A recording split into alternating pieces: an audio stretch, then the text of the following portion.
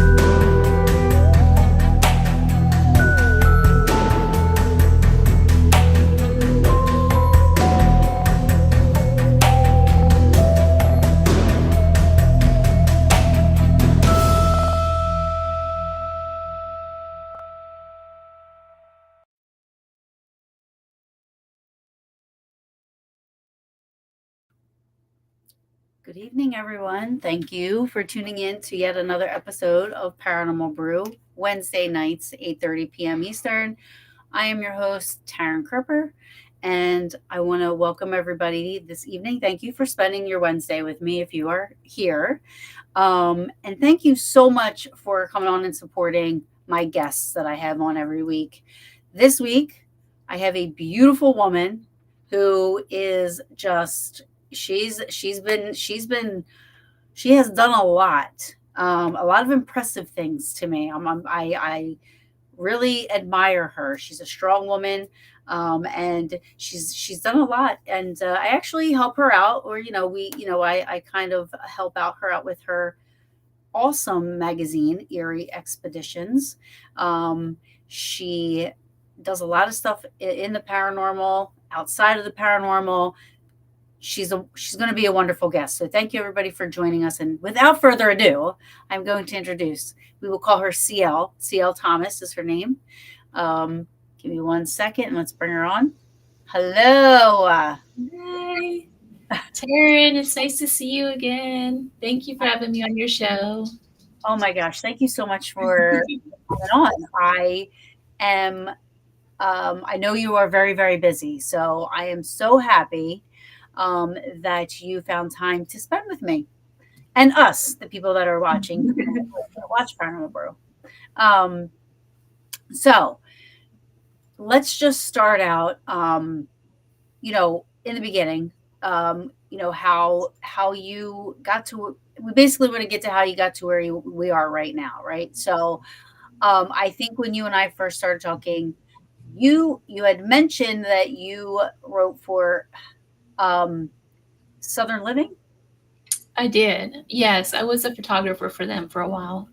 Okay, so you worked for Southern Living. So prior to that, was there, did you have an interest in the paranormal, or was just this writing and everything, which has always just been your thing? And how did you there's also somebody else that did this transition. Mitch Albom, who I love if you've never read any of his books, please, he's an author. He used to be a sports writer in New York, and now he started writing, like, I don't know what to call it, paranormal, but it's not like ghosty stuff. It's almost spiritual stuff. So it's like, the 5 people you'd meet in heaven. Tuesdays with Maury, last phone call from heaven. So it's a lot of spiritual stuff, but his books are amazing. So anyway, but you made a transition to, now you have Eerie Expeditions, but you were a part of Southern Living, and then there was another one in there. There's a lot. So CMAs. All right, let me shut up.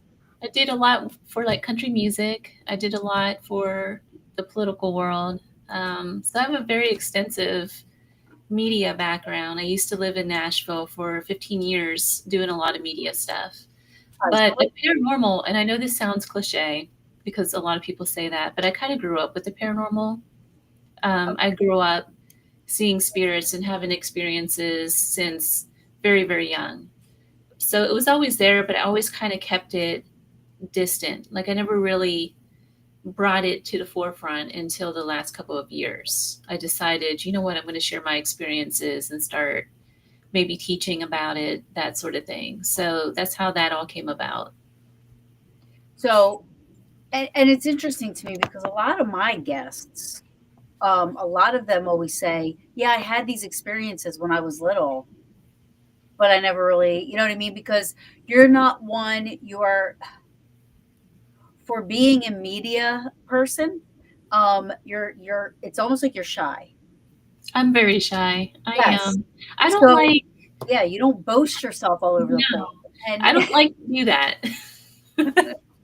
and you should, and and that's what we're for, right? That's why I wanted to have you on because I want people to hear about you and your magazine, and you know, we scheduled this way before you asked me to write a couple of things. You know what I mean? So this isn't because of that. Like I really want to get you out there because it deserves some recognition. You know. So let's start. So let's you start where you want to start. What That's started? always hard. I never know because there's so much stuff. I never know where to start. But I did grow up with the paranormal. I've had a lot of experiences growing up, and like all like life, you kind of grow not so much out of it, but you kind of put it aside so that you can go to school. I went to med school for a few years, and then switched. I transitioned Wait, into what? I Me went too. to School I for a did few a lot. years. But I ended up going into media instead. I dropped out and went to media. And So curious how, like, what did something happen in medical school where you were like, oh my God, no, this isn't for me? And something happened media wise where you were like, okay, this is cool, but this is now what I want to do. Like, how do you make that transition? I've always been in media though, even in school. So when I was in high school, I was always the high school photographer. I always worked on the journaling staff. And then So that's like your in true path. undergrad, it was the same thing. My undergrad was in communications. I did a lot of, I was always I was always working on a school paper. I was a photographer for them. When I went to med school, it was just something that everyone said, "Oh, you need to do this. You need to," because of the money. But it really wasn't a passion for me. Like I think I got through 8 months of med school and said, "This is it," and transitioned out of that. Yes. Um, it's funny because my ex at the time, he was also in med school. He was going to be an orthopedic surgeon. So we went to Vanderbilt Medical University, and yeah, that's where it started. But I immediately went to grad school instead for media and studied photojournalism and in the journalism field in general and mass communications. That's So, and I was awesome. just better at that. And so I always took jobs that kind of led me in that direction. And for those that work in media, it's kind of bits and pieces. You kind of contract a lot. So I contracted with the CMAs. I did a lot of stuff with country music industry, different pieces in country music. I worked a lot with Dolly Parton's stuff. There's just a lot of little bits and pieces that I did throughout the years. That's all I said. And none of this stuff. I mean, I've been talking to you for a while, and I don't know any of this stuff. This is what I'm Yeah, saying. keep it You under don't wraps. boast about yourself. You're not like a, oh, guess what I did, and guess who I know, and guess what you're not like that, which I love because I love learning this stuff, and you know what I mean. Like, yeah, I think it's awesome. So come on, keep telling us. It's a lot of people who've lived in Nashville and worked in that industry. A lot of them don't necessarily talk about it. I don't know. It's just like it's like an unwritten rule kind of thing, I guess, maybe. Oh, That really? I don't know. Nobody I know though really talks about what they're doing. Oh, It makes sense. yeah. So, so is that how you started to write for Southern Living? So Southern Living, I didn't do a lot of writing for them. I was actually more of a photographer. Well, photographer. I'm sorry. I keep saying right. You keep saying photographer, and I keep saying writer. Yeah. Well, they cross. There's a lot of crossover there.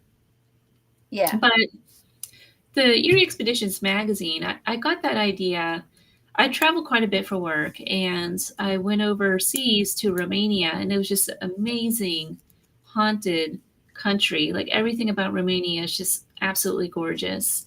And I just, I love Southern living. I love National Geographic and, pretty stuff, the pretty magazines. And I had this idea that nobody was doing, and I really wanted to run with it, was to take haunted locations and make really nice spreads of each one, interviewing like people who own them, the legends behind it, digging deeper into the legends behind each place. And that's how Eerie Expeditions came about.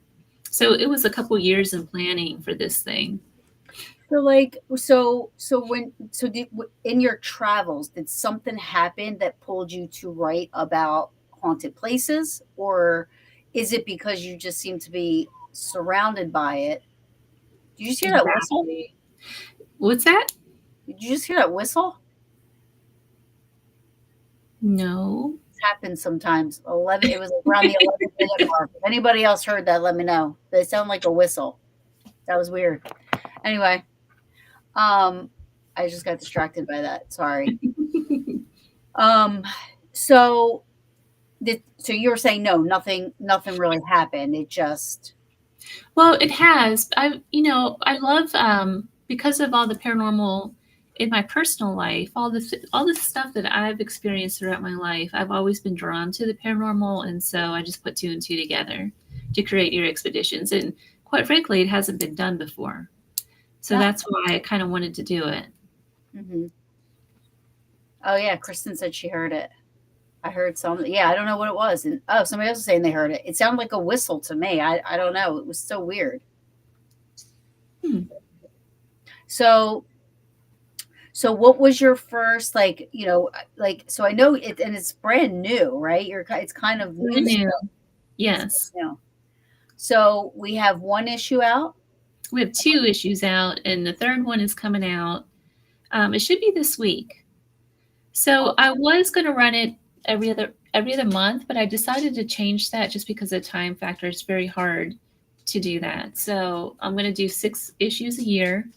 So I took off the months, and it's going to be by volume instead. Okay. So it'll be the 3rd issue of the 1st volume. Oh, I see. Yeah. So 3rd issue first. So you're going to do volume. No, it'll be the 1st issue of the 2nd volume, because the first one only has 2. Okay, gotcha. We do it by year. So now, do you write about the places that you go to? I tried to find. I do a lot of writing for it, but I try to find people who not are experts, but are very well versed in the legend or story that I want to explore, such as Haunted Transylvania. There were several writers in there, like Dacre Stoker, who is the great-grandson of Bram Stoker. I was really excited when he got on board for this. Cool. He's now one of the writers for the magazine. That's awesome. Good for you. Yeah, I tried to look for people like that, though, who are very well versed in the area that we're concentrating on to write some of the articles. Mike Rick Stucker, he's another one who writes a lot. Fantastic. He's fantastic. I'm sorry, my cat just jumped up here. No, I saw. I love. Please, I love cats. Please, they're welcome. Cats are always welcome on my show. And doggies. And so who else? Who else writes for? Because those are 2 powerhouses right there. So there's a lot. So it kind of depends on the issue and what we're focusing on. Like the next one, we're working on the Fae. So it's a lot of people who know a lot about the Fae. There's a lady who is familiar with the castle. I always say it wrong. It's Charleston, I think it is, in Ireland. It's got like this big ancient tree in it, the oak tree, and it's got this amazing legend behind it. But this tree in particular, it's supposed to harbor elementals of all things. So we have an article about that. And then it goes into like some trees around the world that are very big and elementals that people can visit. It just goes into a lot of hot locations for elementals. And there's a writer from Hawaii. There's an article about Japan. There's quite a bit. That's awesome. Yeah, it depends on what I'm focusing on, I guess. Well, how do you decide? How do you pick what you want to focus on? Like, how do you do that? Like, because not really being in the paranormal, kind of just like having experiences. So, you're not like investigating. You're not like you know what I mean? Like, how do you decide what you want to focus on? So I do travel a lot, and I travel to a lot of different places. I do a little bit of investigations with Okay. people. Um, I don't know. So there's a whole list of stuff. Like I got a list of like 300 different locations right now to focus on. And So then it's you pick like something about that, like so, like this. So what you're saying, like, so you have this one castle, but the castle has an elemental attachment, right? right, So right. like, or you would do like, somewhere else where it would have like maybe the Jersey Devil. Like, I just heard it again. Maybe it's a chair.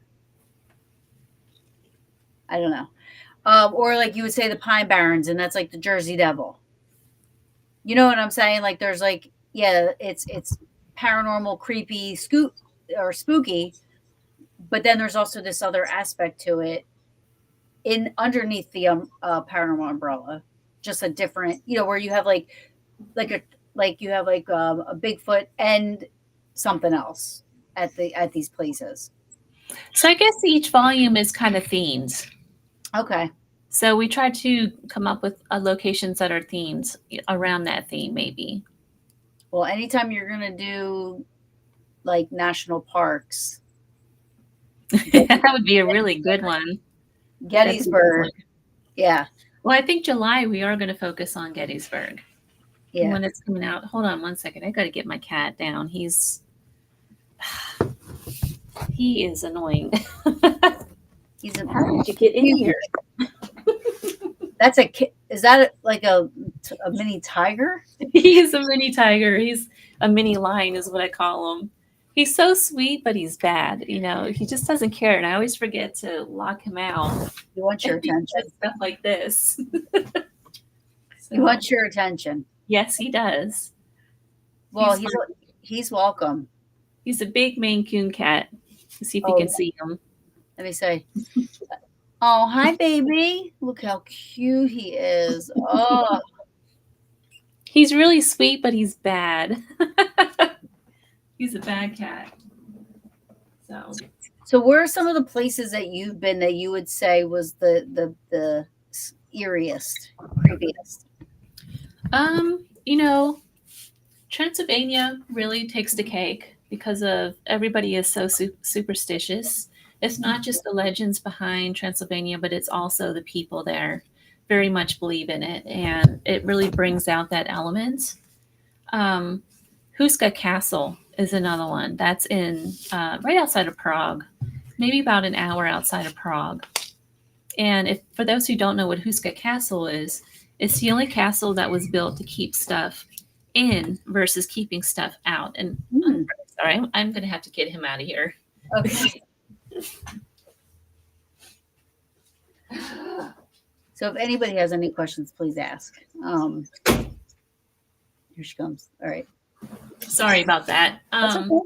So Huska Castle was to keep demons in its walls. And the story is back in the 11th century, Huska Castle, there was a village there, and the village is still in the area, but there was a well where the water was coming out, and everybody was falling sick. And so they, of course, they back then they thought that demons made them ill and sick, and they knew enough to know that the water was making them sick, Hmm. and so they thought that this is, well deep. They thought that demons were coming out of the well and making them sick. This is how people thought back then. And so they built this castle dedicated to the darker side and Satan. And the whole thing was to appease them, to keep them in the castle. And they built it right over that well. And over the well, inside that castle, there is a cathedral. The kind of they wanted to balance out the negative energies coming out of the well. But then, and there's like old like paintings and things that depict like the Archangel Michael conquering the dragon, things like that, all through that cathedral. But the rest of the castle has there's honest to God, there's a altar to Satan. There's a bunch of like say like demon faces, grotesque faces all through it. Just stuff to appease the dark side To keep and it there. to keep them in. Interesting. So if I'm understanding correctly, there's a well, then there's a castle on top of the well, and then there's a church over the castle. No, the church, the cathedral is like just a little part of Oh, inside okay, I the got you. castle. Yeah. So you think about it's like a medieval castle, and Wow. it's you know how they built the churches right inside of them. So there's like a little like I guess cathedral's the wrong word. It would be chapel. Yeah. Chapel is in there. Well, it's interesting. That is interesting concept. It's almost Yeah. like the Trojan horse. Like, like we're gonna give you this. You know what I mean? And you're not gonna Mhm. want to leave because this is like, it's funny. Exactly. And what time era was that? 11th century. The 11th century. Yeah. And isn't it, and I don't know what century was like the Greek gods and stuff like that, but they used to think, you know, everything was coming from the heavens. They had Right. to appease the gods. You know what I mean? And now here you are in another, at the 11th century, and it's like we're doing everything to try to appease, Satan, but not because we worship Satan, because we want to keep Satan away from us. Exactly. Therefore, wow, that's interesting. And the people today still believe in that?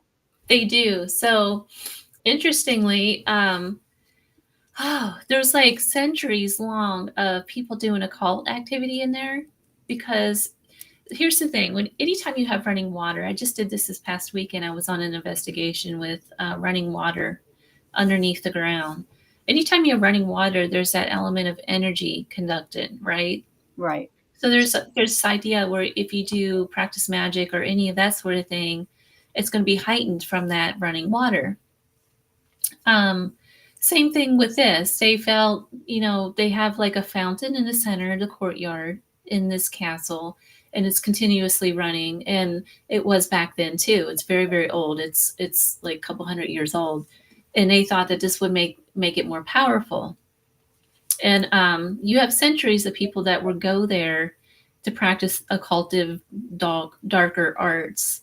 And even during the World War II, when Hitler invaded that area, they took over the castle and they found a bunch of occult books in there, old occult books. And so they were trying to tap into the black magic and the dark energy that they felt was in this castle to win the war. It's a very Wow. interesting story. Today, it is privately owned, and the guy, he keeps it going. He has an altar there. There's like paintings of Satan all through the castle. It's really weird. So You go now in. is it a place of worship for Satan worshipers? I don't know. Oh, That I don't know. I just know that it's privately owned. We got in there just to do an investigation, and I'm telling you, you leave with like this icky energy on you. We were down in the basement, and there's like they have like this effigy of Satan sitting on a throne, and on top of it is this giant wrought iron cross that hangs upside down from the ceiling. We were down there just asking questions, and that thing started like rocking back and forth in the room. It was the strangest thing. yeah. It was so creepy. I've never really get creeped out about stuff, but this place, I yeah. probably would have skipped out on this one. I probably would have skipped out on this one. That's a little too close for comfort for me. You know what I mean? Like, Right. it's interesting how when this was when and why this was built. Now it's almost as if, it's being embraced. So like Yeah, he's letting people come in knowing that there's a chance something could go out with the people coming exactly. in. Mhm. So you're really it's not keeping anything contained really. No. Technically about it. There's a Not at all. right. Yeah, I would have skipped out on that one, that's for sure. I'd have been like, yeah, nah, no, no, I'm good. I'm superstitious, and I also, in my all of my years of doing ghost stuff, I've always wanted to keep a Casper. It, I it's interesting to hear about, right? And it's interesting to learn about, to be educated. But I wouldn't partake. Yeah, this was one of the. Uh, it's weird because I kind of want to go back and spend the night just to. Cray cray girl, you are cray. I know. Just because I want to explore more of what was really happening there. It's Right. one of those kind of things. So you're not worried about what it's attracting. I am to a degree, but at the I mean, same time, I do a lot of. I'm very spiritual, so I work a lot with Archangel Michael and things like that to keep myself kind of clean. Like I feel like I have a level of protection around me enough to where that kind of stuff really can't get to me knock anymore. on wood. Knock on wood. Knock on wood, yeah. Yeah, yeah, yeah. Now, if you would ask me that like 2 years ago, I would have maybe not said that. But Yeah, no, it's kind of like anything. The more you learn, the more you kind of figure out that you can stand your own ground and certain negative energies can't affect you. It's like when someone calls you a bad name, right? You have a choice of how you're going to react to that. It's kind of the absolutely. same thing with the spiritual energy. You have a choice Interesting. on how you're going to react to that energy. So, Interesting.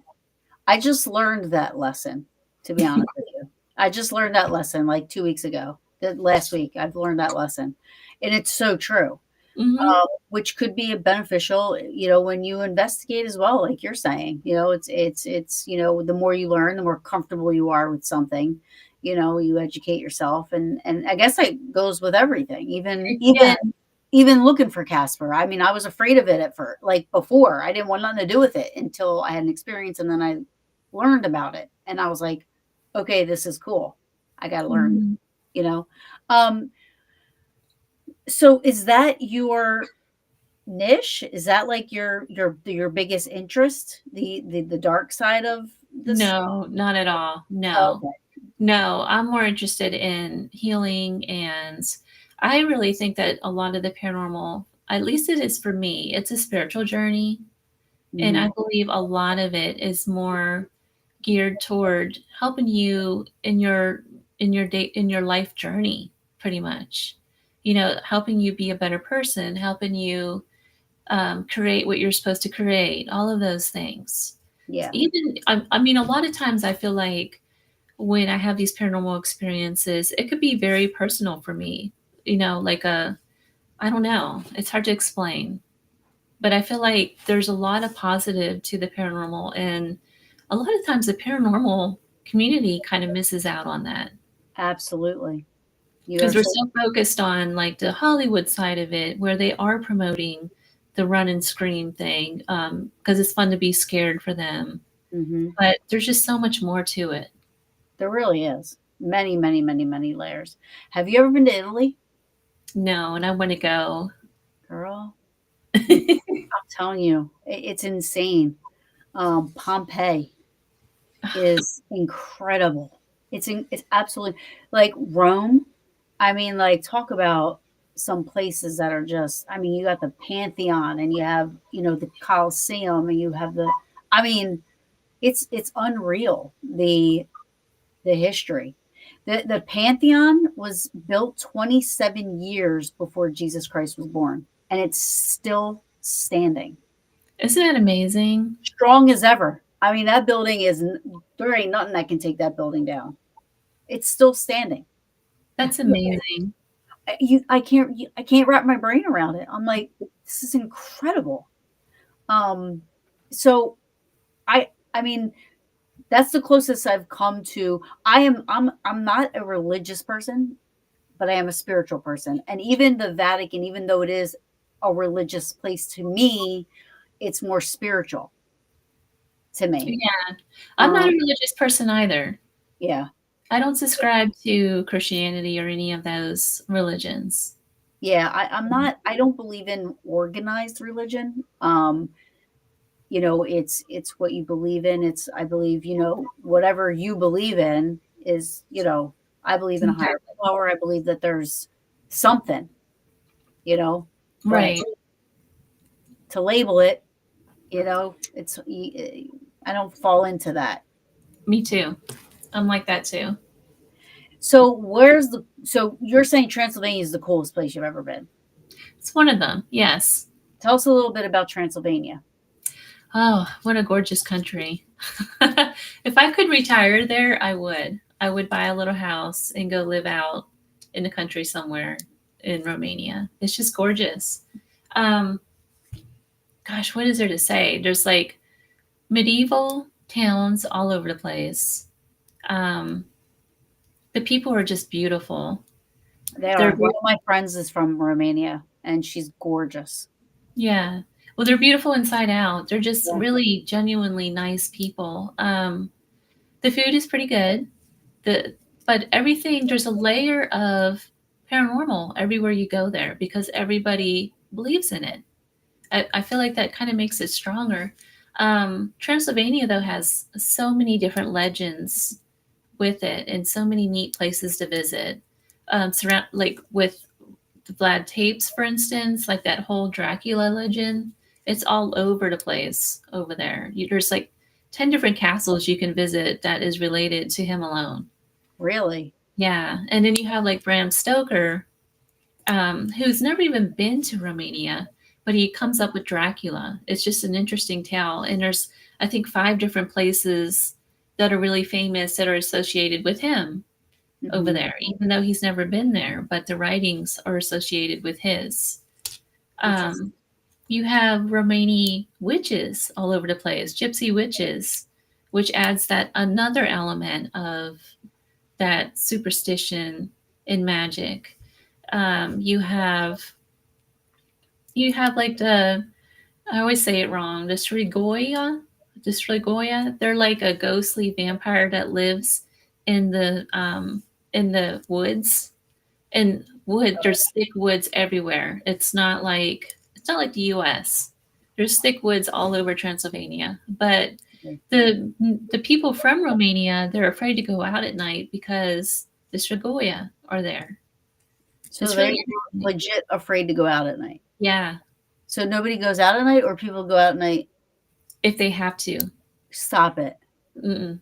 So it's like quiet at night. Like there's no Yeah, activity, unless you're in the city somewhere like Bucharest, but like in but the villages and stuff. Yeah, it's real quiet. Nobody's really wow, out. And then the more remote you get, the more you see. Like they'll have symbolisms all over their doors to keep bad spirits out and things like that. You just see it; it's everywhere. It's just so intertwined with their culture. It's really that's neat to see and experience. fascinating. Is it more occult than it is ghosty, or is it I or is it wouldn't call it all? a cult. It's cultural, very cultural. But I mean, But when I say occult, I mean like you're saying a lot of like so Salem is all like mostly witchy, right? And I'm saying that because I don't know what else to call it. I apologize. I'm not trying to offend anybody, but but it's more on the witch. Like they're focused a lot on the witch. You don't really hear too much ghost stories. You hear more of the witch stories that come from Salem, Massachusetts. You know what I'm saying? right, right, So and like yeah, so I'm saying like Transylvania is more of the vampire, witch, gothic maybe is a better word, and not occult, but maybe gothic so type. there would be the only place I honestly saw the Gothic culture when I was over there was in Bucharest. Oh, okay. Yeah, I didn't see it anywhere else. It was just in Bucharest, and it was mainly people who other travelers. Oh, So oh, yeah, that part of it is kind of like New Orleans. There's that underground vampire goth culture. The same thing in Bucharest. They hang out at the clubs and that sort of thing. But the Romanian witches that I'm talking about, that's a cultural thing. yeah. So it's really not a cult. That's their culture. Yeah. That's what they believe in. I don't know, it's generational. It's a little different. Yeah, no. I totally know that there can be like witch. It doesn't mean the Wicked Witch of the East. Right, right. You know what I mean? Like I know that witches, like they have there's different, you know, different levels of it or different types of witches and it's earth and this and that. Yeah, I know all that. I'm not too versed into it, but I realize it's not which isn't bad. Which doesn't have to be a bad thing. Isn't a bad thing, um, which is cool. I mean, I like to learn about it all. There is a lot of element of paranormal though too. There. Okay, So, and believe it or not, there's a lot of alien activity there too. really? So there is a forest there. The I always say it wrong. Shoot, it's like the Hoya Bachu Forest. Uh huh. So we went there in the middle of the night to investigate, and this is a huge forest in the middle of like a college town, pretty much. And it's kind of up in the mountains, but in that there's like this heart shaped clearing in the dead center of it, up on the hill where nothing grows. And they've run like scientific testing and all sorts of things on the ground to find out what's keeping the stuff from growing there. And there's also like a lot of magnetic energy there. So when you go, a compass doesn't work, your phone won't work, just any kind of technology that you might have, it's not going to work properly. We had like a lot of investigation equipment with us, none of it worked. Yes, I am talking about the Romanian forest. Okay. But there's legends associated with this. And of course, the Romanian, when we went there, there was this thing in a tree that one of the Romani witches left because they will go there to practice and leave offerings, that sort of thing. But then you have a lot of locals who aren't witches that do the same thing because they want to make sure that the energy there doesn't do anything to them that's bad. So they try to acknowledge it and respect it, and that's their way of doing that. So they'll leave offerings, but there are stories of people seeing orbs. They think that they're like aliens. They'll see like spaceships there. They say that they connect with alien beings there. Hmm. People disappear from this forest. The legend is there was a shepherd, and I forget what century this happened in, but he had a bunch of sheep and they just all disappeared. So it's just a very strange. And actually, what the guy that was with us, he was Romani, and he and his friends actually spent a night in a tent there. And something happened to him to the point where he won't even talk about it to this day. Like it took him years, he said, to get the energy off of him. Like he had a legit attachment from this place. And so now when he goes in with his tours, he'll leave them there, and then he'll kind of stand off to the side. He won't talk about it. He won't do anything. I actually had him on a podcast, and it took a lot. He wouldn't say any names of the spirits he believed he contacted or anything like that. It's just very interesting. Lawrence Milano says, yes, that place is number one on my list of locations to visit. There's so much mystery in those woods. Josh, Yes, sir. Josh Gates did a great episode there when he used to do Destination Truth. It's an interesting forest. There's a lot to this one little place. And actually, I tried to take a rock, and I had it in my pocket, and the next day, that rock was gone. What? Yeah, it disappeared. The same thing happened. I took a rock out of the Bell Witch Cave, and the same thing. I left it on the dresser in my bedroom, and like it just disappeared. We don't know to this day what happened to it. And it was like this big. You are brave. See, I wouldn't be messing with. I'm superstitious. I wouldn't mess with anything. I would be standing with the tour guide. I'd be like, yeah, you guys go ahead on in the forest. I'll be out here with this dude. Because that reminds me of like Chernobyl Diaries. Did you see that movie? It's No. like, it tells you you're not supposed to go in here. And they're like, let's just go, and they go in anyway, and crazy shit happens. And like, I'm not like I'm a superstitious person. And I also am like, I heed warnings. So I'm like, and I've watched too many movies. Therefore, Therefore, everything that is like if something happens like that, I'm like, I saw this in a horror movie once, and I'm not entertaining it. I'll stay back here, brave, and I wouldn't take anything home with me either. That's so I had a question that I was going to ask you, and then it was about the forest. Damn it, I forget what it was. Um, you've been there or you haven't been there? Me? Yeah. Yes, we did a night investigation when I Okay. went to Romania. Well, luckily the forest isn't radioactive. I know. It's got other crazy shit happening. It was a great movie, but I'll tell you what, I shouldn't have watched it. Change make me make different decisions. That's for sure. um so so you just got back from somewhere. Yeah, I can't talk about it though. Oh, damn, okay. Yeah, All right. All I know. right. I know. It's for a project that we're Yeah. working on. Oh, it's okay. That's all right. Yes. So what's been your favorite place to visit, investigate, and then write about? Hmm. Lately, it's been Goldfield. And where is Goldfield? Goldfield is about 2 hours from me. I'm in Las Vegas. It's it's north of here, so it's a little ghost town. I think like maybe 10 people live there or something, in old rundown houses. But of course, Goldfield Hotel is there. There's an old school there. There's a bunch of old buildings that they're trying to bring back. I like to visit the place frequently, and the first time I ever was there, though, there was a spirit that I saw, and it was a young woman in the graveyard. I was looking actually for a different grave, and I saw her all the way across the cemetery. So I went to go see, what I went to go see, and I saw her name on a tombstone.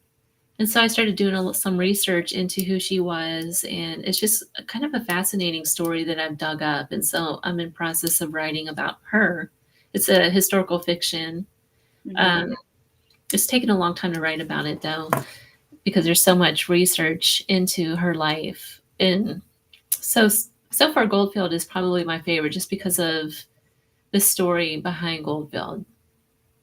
It's like this during the gold rush times, and you have all these people and bankrupts that come together to strike gold. And some of them did, some of them didn't, but there's a lot that happened in between in this Mhm. town. And then the town just disappears, just like that.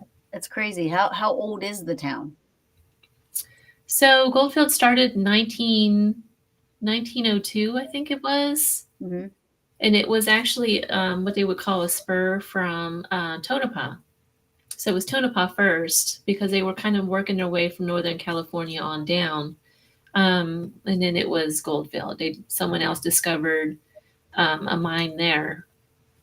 So, and then it was gone by the time 1908. It was gone. Really? Yeah, just that fast. And there was gold there. There was gold there, yes. So, everybody was digging the mines, and then of course they had something happened with there was like a crash or something that happens with the stock market. So when that happened, all the mines went out of business, and that pretty much stopped. All the digging for gold and things stopped after that. Nobody. I mean, are the mines all like fall? Did they fall in and everything? Like nobody's. I mean, I can't imagine No, people wouldn't I still come go out across them all the and find. time. They try to fill them in as much as they can, and then they try to put like doors and stuff over a lot of them, like the ones that are easy to get to. But I come across them all the time. Like, I'm surprised people aren't going there trying to dig for gold. No, I don't go in them. It's very dangerous. Yeah, no, I wouldn't go Very, in them very either. dangerous. But I'm saying there's people that would go in them. You know what I mean? Thinking that they're Right. going to find gold. Well, they're not going to find the gold, because they've already taken. What they do is they find a vein and they dig it out. The rest of this stuff, though, is very, very hard to get out. I mean, you have to like So crunch all the up the gold's been ore. gotten, basically. Right, right. And Interesting. some of them I've come across ones that are like they go straight down, and it'll be like an old 100-year-old wooden staircase going down. And there's no way I would ever go Crazy. into something like that. No, God Yeah. no. Like not only do I watch a lot of horror movies or scary movies, but I also watch like ID on Discovery and like, the shows where like people like the true crimes or like where people go missing or shit happens, crazy shit happens to people. Mhm. 100 Ways to Die. Remember that stuff? Yeah, You know what I mean? there's no way I would enter a mine. Now, I do like to I do go to the mines just to look in the but they call them the mining tails, and that's where they were separating the ore from the rock, and then the stuff they didn't want or didn't fit in the cart, they just kind of pushed aside. You can find some really awesome gemstones in those. Like I always go looking for like quartz and turquoise and things like that in those. I always find so much stuff. That's cool. Hmm. I bet the turquoise is pretty. Um, Angler, I'm sorry if I said that wrong. Angler, hello, all new here. Is Thomas a ghost? She keeps disappearing. I think it's like just her backdrop that she Yeah, uses. it's I my have a real camera. I live don't know ghost why on it's here. doing that. I have I a real noticed live that. ghost. I tried to change out the camera before I got on here, but yeah, it's something with the camera. I apologize. No, it's cool. You're fine. So can you talk about any future adventures that you got coming up? Hmm. Trying to think. I have so much on my radar right now. There is that project. I can't talk about that though. Gettysburg. You're coming to Gettysburg. Gettysburg. Yeah, I forgot about that. Yeah. So it'll be my first time to Gettysburg, believe it or not. I Oh, haven't been out there yet. please let me drive you around. Yes, you can. That is in July, right? Yeah. So I'm Yeah. going to go promote the magazine, and you're going to be there. Yeah, like the peaches will be there, and we're gonna have a lot of fun. You're going to love Gettysburg. I can't wait I to see know, it. I know you're gonna be there vending, but you got to try to find time to get out to the park and Oh, I will. drive through the town and I will take you around. You know what I mean? Like, um, and I'm telling you, you'll love it. I can't wait to see it. And battlefields seem to be. I used to live on a battlefield. The it was the front line to the Battle of Nashville that I lived on, and there's just something about the battlefields that it's a different kind of haunting. Yes, I agree. I agree. Um, there's a quote that you should. I'll send it to you. Joshua Chamberlain did a quote. He was one of the fighters at Gettysburg. He was a colonel, commanding colonel, and he says a quote about that. He says, spirits linger, and they to consecrate to the land. Like it's hallowed ground. You know what I mean? Because of the death and the people that died there, the tragedy, but also the patriotism. You know what I mean? Right. Keeps it in a different light for me anyway. Um, You're absolutely right because yeah, anyone who and everyone that serves in the military knows this. When you die on a battlefield, that is for such a different cause versus somebody just dying in a saloon or something like that. yeah, It's really right. different. Yep. Like this person sacrificing themselves Yeah, for their country. absolutely. And it's crazy. I mean, it just it's I find myself so engulfed by the land and the air and the rocks, the trees, the just everything there. I mean, it literally has sucked me in. It's just very different. Yeah, and there's people that can't go to places like that because they feel the suffering as opposed to not. You know what I mean? I don't feel that kind of stuff. I feel the I always say it. I always feel like the when they're sitting around the fire and they're drinking their liquor Mhm. and they're just talking about home and stuff like that. Not any of the other, not the ugly stuff that happens. Right. But the Civil War in and itself is probably one of the more tragic wars that we've had. I think we've had more deaths in that one than any other war. Well, it was brother versus brother, right? It wasn't a Yeah, foreign it's just countries. very It was, different. yeah, it wasn't foreign countries. It was us. We were battling each other. Yeah, we were fighting relatives, we were fighting our neighbors. It's very sad and Yeah, tragic what yeah, happened there. yeah. But look at, I mean, and you go to places like that today, and it's so hard to imagine what was Yeah, going on there at that time. You know what I mean? It's so hard right. because it's so peaceful. It's so It's hard to beautiful. imagine. I mean, actually, it's not hard to imagine, but it is hard to imagine because you're like, it's the land is so beautiful. You're like, oh, you know what I mean? It's funny because I grew up in Pittsburgh, and they don't really talk about Civil War up in those parts. But then when I moved to Nashville, it's everywhere. It's so engulfed in the South because it was fought there. It's so when I started learning about it, and I don't it just brought a whole lot of different aspects to it that you don't think about really, if unless you're in that environment all the time. Right. And to this day it still affects, relatives and stuff that are still living in some of those places. Yeah. So, Yeah. So I have a friend, who lives in Gettysburg, and I remember being at his house, and we were all just sitting around talking, and I thought a little boy in reenactment clothing walked through his backyard because I could see the hat and I could see like part of the gun, you know, at go past the window. And I was like, so I think somebody just walked through your backyard. We went through every single window looking, and we never found anybody. We never saw anybody. well, Um, so living on land like that, like, anything can happen at any time during the day. it's true. Anything could happen, It's very true. you know?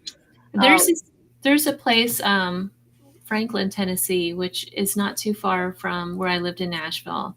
I actually lived right off of Franklin Pike. okay. And Franklin is just right down Franklin Pike, about 14 miles.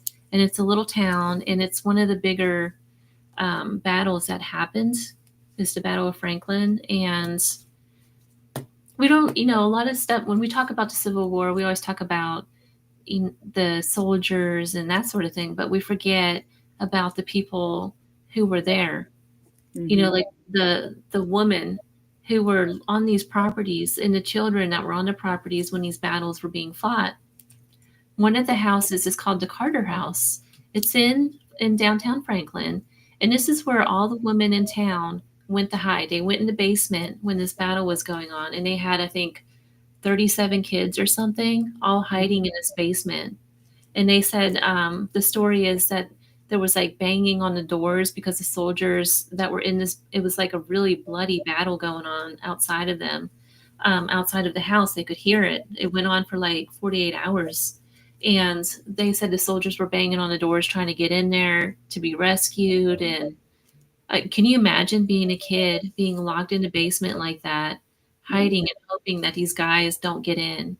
And then not only that, when they emerged, when they finally were able to come up, they the scene that met them, all of these bodies all around the house, there was hundreds and hundreds of them. Hmm. Yeah, no, it's crazy. I mean, it's the same thing, and that's what I love about Gettysburg, and I'm sure probably other places do it too. But they recognize the people in town. There's books written about the people in town that were a part of all that stuff. They actually just opened up. So they opened up. It's I'll send you the link, but the Heritage, or it's the Historical Society. They just opened up a museum where you go in, and they actually made like this makeshift house that you go in, and if you're in there, the lights are off, and they play this thing where you can hear what it would sound like back in 1863 while the war was going on. Like they put you like you're in the basement. So like you hearing the cannons, and you're hearing the fighting outside, and the family that's there, is like, what's that? And then you're seeing like holes coming through the walls, and Right. it's actually shaking and everything. Like the whole place is shaking. Um, it's a really cool little thing that you get to experience. I'll have to experience that when I come up there. Yeah, you would love it. I love everything they do to honor. Yeah, they really do. Um, so so are you going to have copies of Eerie Expeditions at the bash? I think so. Yes. Cool. Yes. And that's it. That is one thing to mention about the magazine is that that's one of the reasons why I kind of changed it off of dates too. It's going to be more, they're more collector items. So if you want, like if you missed the Transylvania issue, you could still get it. It's a collector's item. It's not seasonal, is what I'm trying to Right, say. right.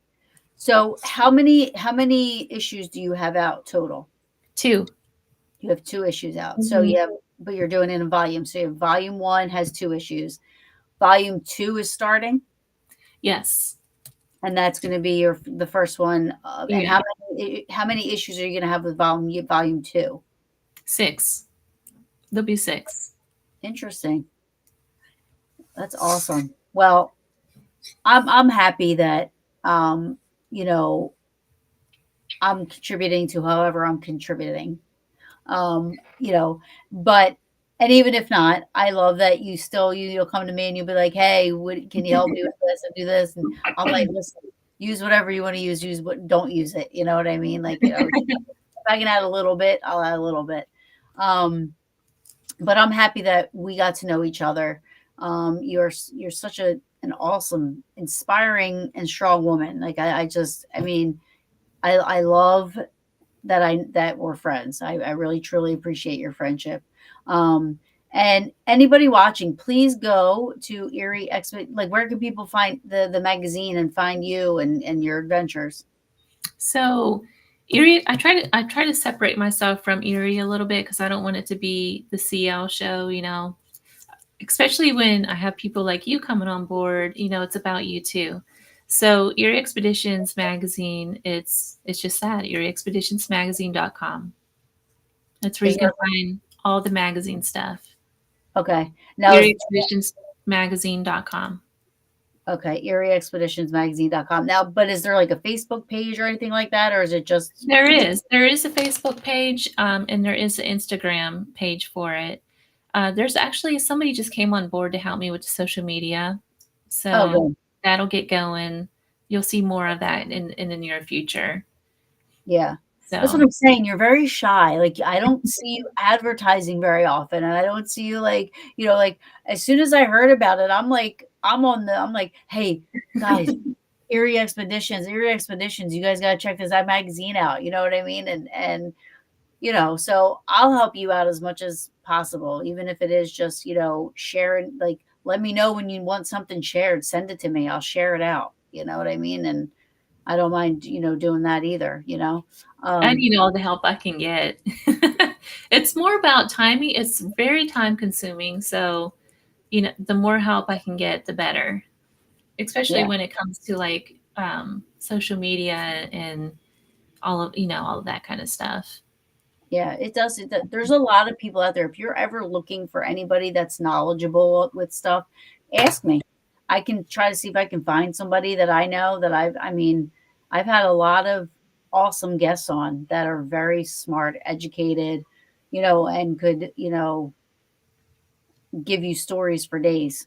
Oh, speaking of one of them, this would definitely be somebody I would refer to you for anything that you need to know about legends or anything at all. This is the guy right here.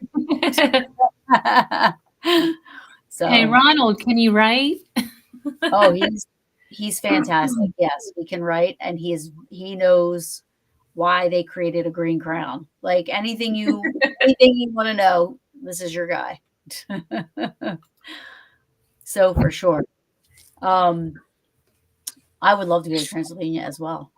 Um, oh, I am not. Stop it. He's been on my show quite a bit. He's amazing. I mean, he's good. He's written a few books. He's a crypto Bigfoot. I would say Bigfoot guy, but he's a good one to. I'll connect you guys if you want. I mean, Absolutely.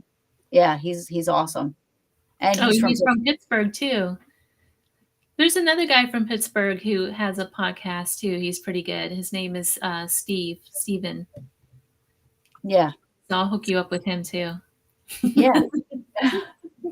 See, this is how this works, like networking, right? Yeah, he has great books. Yes, he does. Awesome. Uh, I wrote his name down. yes, I'll hook you guys. I'll introduce you guys for sure. He's definitely somebody that is good to. I mean, he's very, very, very, very smart. And for Um, those who are saying they want to go to Transylvania, it's really not that expensive.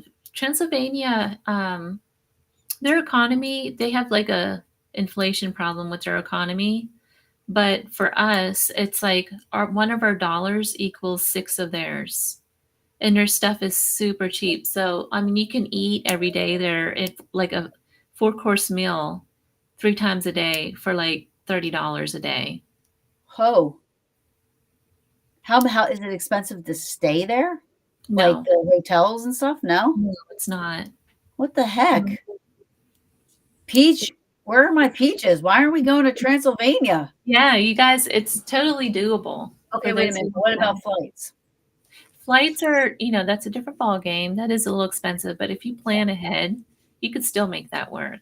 Well, yeah. I mean, if it's not that expensive to be there, Yeah, I said it's the one of same. the less expensive places that I've ever been. Yeah, I said the same thing about Italy. Like I always thought Italy was so far out of reach, but when I've talked to people, people spend more at going to Disney World Mhm. than they could be in Italy. I mean, it really, Exactly. yeah, it was crazy. Um, Exactly. we got to do a Transylvania trip. I know a couple people running tours that are pretty good. So Yeah, yeah. The event mystery adventure tours, right? Mystery Adventures Tours got one. I think she's running one out in the fall. She's got one next year though. They're actually having a party on Halloween at the Bram Stoker Castle, Stop it. Dracula Castle. That'd be one to go to. Yeah, that Um, would be so cool. there's a couple other people running tours too, though. Different companies running Yeah, tours through there. It's totally doable. If you guys want to go see that stuff, I highly recommend doing that. But go with a tour because it's just easier to do it that way. That way you get to see everything. yeah. Because they'll hire a bus and you just get on the bus and you stay at different cities all through the country. It's just a great way to travel that way. Well, I'll come to you when I need advice on that part of it. And then some of the trips too, you can do like a payment plan even. They have like Yeah, payment plans. that's awesome. But listen to this: August 9th, 2025, I'll be in Vegas. Really? Actually, I'm coming in the 7th. Yeah, so I'll be there the 7th to the 11th, I believe. And Now I'm you do know that's like a miserable time of year to be in Vegas, right? okay, but It's it's gonna be not. 120 degrees. Yes, I didn't know that because I've never been there. However, we're gonna mostly be inside. Um, but I'm getting married at the Little White Chapel. Congratulations. So you're welcome to come. Just let me know. I definitely want to come. I'm going to put that on my calendar. Yes, let me know. Um, it's going to be fun. I'm Elvis, the whole thing. Elvis is going to walk me down the aisle and do the ceremony, and then he's going to sing 3 songs for us. Like I cannot wait. The Little White Chapel has always been my. You know how like girls will dream about these big, great weddings. I'm like, I want Little White Chapel. Like I've always wanted to get married at the Little White Chapel in If you Vegas. need a photographer, I'll be your photographer. Oh, girl. Yeah. So listen, we're coming in on the 7th, and leaving on the 11th. So, right? Yeah. Yeah, yeah. So I'll be in Vegas. So you better make sure we see each other. Like I said, you are welcome to come to the wedding and then the party after, and we're all like I think there's like 30 people going. Where's the party going to be at? I don't know about that one yet, but we're definitely going to have to think about that one. I have no idea. I have no idea. We might just go some, like we literally have a 1,500 square foot suite Where are at you the staying? at the Venetian. Okay. Yeah. So the sphere view. I want to see the sphere. Oh, this beer is gorgeous. Yeah. I'm totally obsessed with that thing. Yeah. Every time It I does. come to town, that's the first thing I look for to see what Yeah. it's doing. Good. Awesome. You let me know if you're gonna come. You're like I said, you are welcome. I have plenty of space for people. So all my brothers are coming, my best friends, and it's just gonna be great. It's gonna be fun. If I was ever to get married, that's how I would get married in Yeah. Vegas. Yeah. That's the way to I've go. always wanted to do it. I've Yeah. always Frank Sinatra got married there. Everybody gets married here. Everybody got married there. So so yeah. But thank you so much for coming on. You've been lovely. Please, everybody, share the show out, not for me, not for Paranormal Brew, but for CL and Eerie Expeditions Magazine. Go check out eerieexpeditionsmagazine.com, right? Right. And then there's a Facebook page, there's an Instagram page. She will be at the bash. Where else are you going to be? Well, I kind of canceled everything for the year that Except I for had lined up for paranormal for personal reasons, but I'm going to reschedule for different shows next year. okay, but you are going to the bash. I am going to the bash though. That's awesome. I can't wait to meet you. I can't wait to meet you either. In I person. really do. I hope I see. Well, I'll see you in Gettysburg before I see you For get sure. married. But For sure. For sure. I want to thank you again for coming on. You're such a treat. I love you. I think you're great. And you have all my support. So if thank you you need for having anything, me. you let me know. I will, and thank you so much. You're an awesome person. Thank you. And I will talk to you soon. Good night. Good night. She's great. She's great. Please go check out Eerie Expeditions Magazine. Ron, I'm going to hook you up with her because you could do, you guys would do great things together because you're awesome. So I will definitely hook you guys up there. Please have a great weekend. I am turning 47 years old on Sunday is my birthday. So I am going to Gettysburg on Friday morning for my annual birthday bar crawl. And that will be Saturday. And there's probably about 20 people going, I think, now for my bar crawl. So I can't wait to do that. I'm excited. So that's going to be fun. And I will be here again next week, same time. And till then, sweet dreams, everyone.